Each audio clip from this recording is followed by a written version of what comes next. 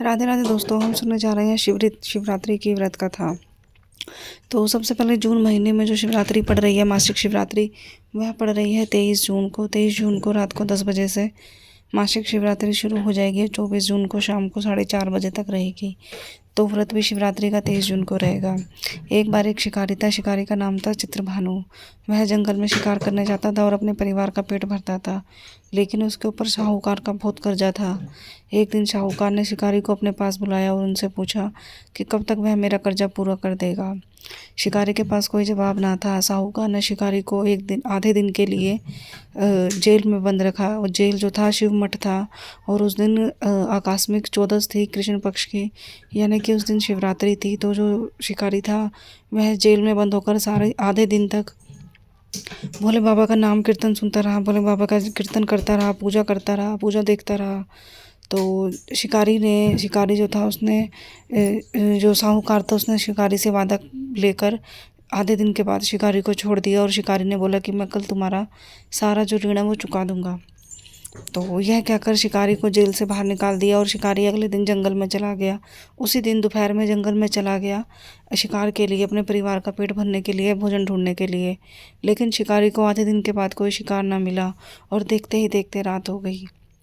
तो शिकारी ने सोचा कि कल जो है मुझे साहूकार पकड़ के ले जाएगा, खाने को कुछ है नहीं, तो क्यों ना आज की रात जंगल में ही रुककर भोजन एकत्रित कर लिया जाए, जिससे कि 2-3 दिन तक परिवार का पेट भर सके।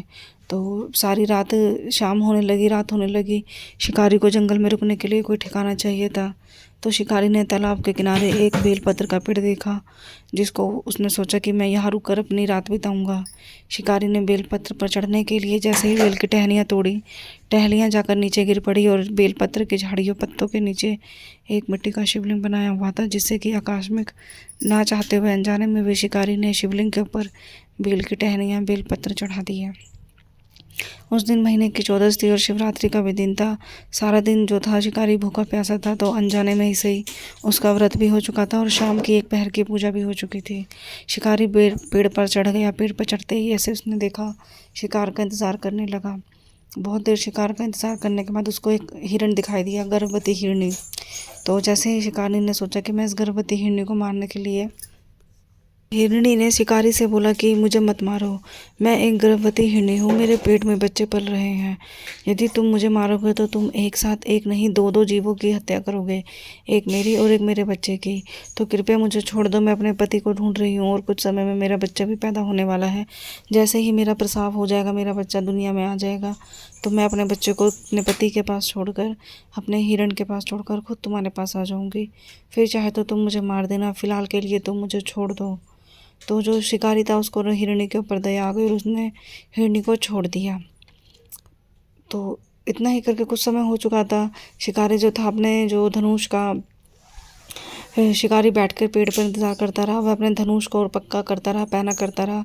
धनुष को पैना करने के लिए जब शिकारी ने पेड़ से टहनियाँ तोड़ी, तो उसी दौरान उसके पेड़ से बेलपत्र और एक अनानास भी गिर चुका था, जिससे कि दूसरे पहर की पूजा फलाहार भी शिकारी ने जो है बेलपत्र पर चढ़ा दिया था।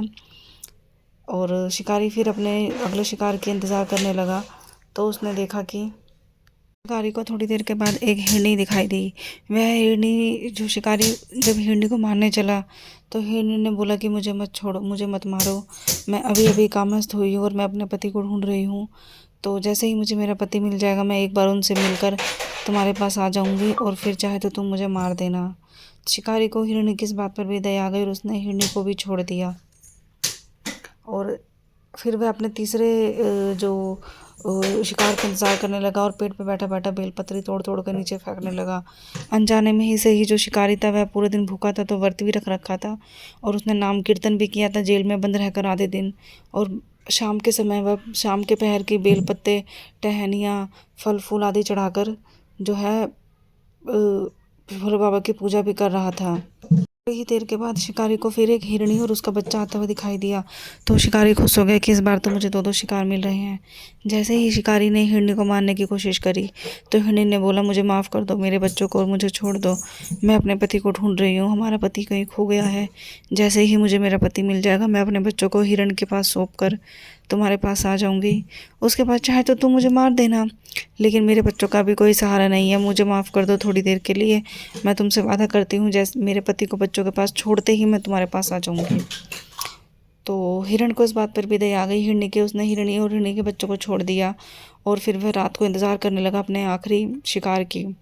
बहुत देर के बाद जो शिकारी था उसको एक शिकार दिखाई दिया, जंगल में एक अकेला हिरण आता हुआ दिखाई दिया। तो शिकारी ने सोचा इस बार तो आखिरी शिकार है, अब मैं इसे जाने नहीं दूंगा किसी भी कीमत पर। जैसे ही जो शिकारी था वह हिरण को मारने लगा, तो हिरण ने बोला मुझे मत मारो, मैं अपने परिवार से दूर हो चुका हूँ, मैं अपने परिवार को ढूंढ रहा हूँ। जैसे ही वह मुझे मिल जाएगा तो मैं तुम्हारे पास खुद आ जाऊँगा, तुम मुझे उसके बाद चाहो तो मार देना। तो जो शिकारी था वह हंसने लगा और उसने बोला तुमसे पहले 3 हिरनी आई थी, एक गर्भवती थी, एक के पास बच्चे थे और एक अपने पति को ढूंढ रही थी। उन्होंने भी मेरे से यही बोला था, मैंने उन्हें भी छोड़ दिया था, लेकिन अगर मैं तुम्हें भी छोड़ दूंगा तो मैं खाऊंगा क्या। तो हिरण ने बोला जिस प्रकार तुम्हें अपने परिवार की भूख प्यास मोह माया की ममता आ रही है, उसी प्रकार मुझे भी मेरे परिवार की ममता आ रही है। और जिन 3 हिरणों की बात कर रही हो तुम, वह मेरा ही परिवार है। मैं उन्हें ढूंढ रहा हूँ और वो मुझे ढूंढ रहे हैं, परंतु अभी तक हम एक दूसरे से मिल नहीं पाए हैं। जैसे ही हम एक दूसरे से मिल जाएंगे तो मैं खुद ही तुम्हारे पास आ जाऊँगा और तुम चाहो तो मुझे छोड़ देना।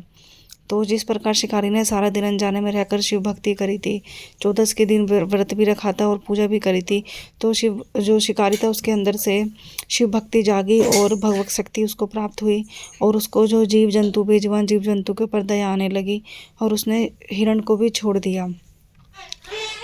तो बहुत देर के बाद हिरण जो था अपने परिवार के साथ वापस आया शिकारी के पास और उसने बोला कि मेरे वादे अनुसार मैं आ चुका हूँ, अब तुम चाहो तो मुझे मार सकते हो।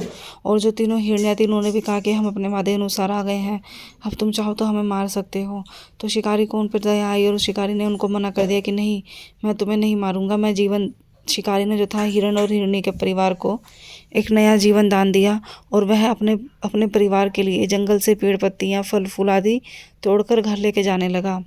तो अनजाने में से ही शिव भक्ति करने से जो शिकारी के हृदय था अंदर से, वह भगवत शक्ति को प्राप्त हुआ। उसको पता लगा कि जो बेजुबान जीव जंतु होते हैं उनको नहीं मारना चाहिए, किसी के ऊपर अत्याचार नहीं करना चाहिए, किसी का दिल नहीं दुखाना चाहिए।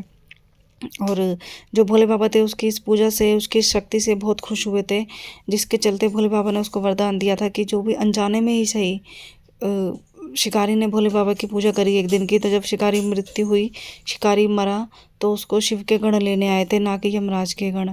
और शिकारी इतना ही नहीं, जब शिकारी इस जन्म से मरकर उसने अपना अगला जन्म लिया, तो वह अगला जन्म एक नगर के राजा के पुत्र के रूप में उसने जन्म लिया। तो दोस्तों शिकारी की चाहे उसने एक ही पहर की पूजा करी या चाहे उसने अनजाने में ही सही पूजा करी, अनजाने में ही उसने जेल में नाम कीर्तन सुना, अनजाने में ही जंगल में उसने शिवलिंग के ऊपर बेलपत्ती चढ़ाई, फूल चढ़ाए, फल चढ़ाए, और अनजाने में ही सही उसके अंदर के जो शक्ति, अंदर की जो भगवत इंसानियत थी वो जगी, और जिससे उसने हिरण के जीवन को, हिरण के परिवार को एक नया जीवन दान दिया। तो उसके इन्हीं अच्छे कर्मों के चलते उसको अगला जीवन जो था राजा का, राजकुमार का मिला। तो भोले बाबा ये कहते हैं कि तुम्हारे अंदर चाहे तुम पूजा भी ना करो, लेकिन तुम्हारे अंदर इंसानियत होनी चाहिए।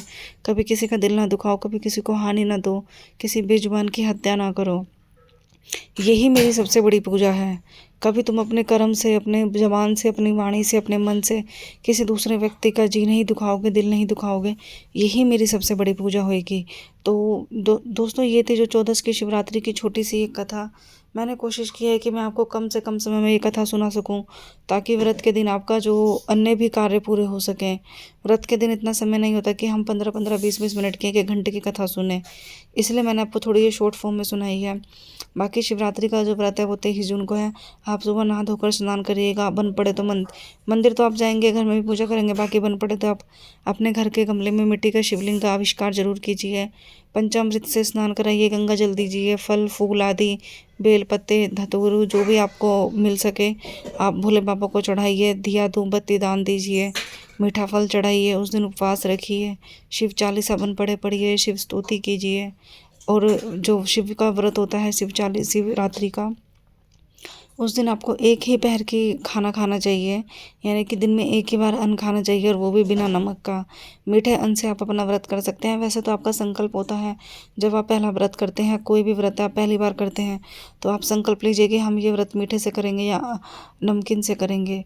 तो आप संकल्प के अनुसार अपना व्रत कर लीजिए। अगर आपके सामर्थ्य है मीठे से व्रत रख सकते हैं तो रखिए, नहीं तो अन्न खा लीजिए आप।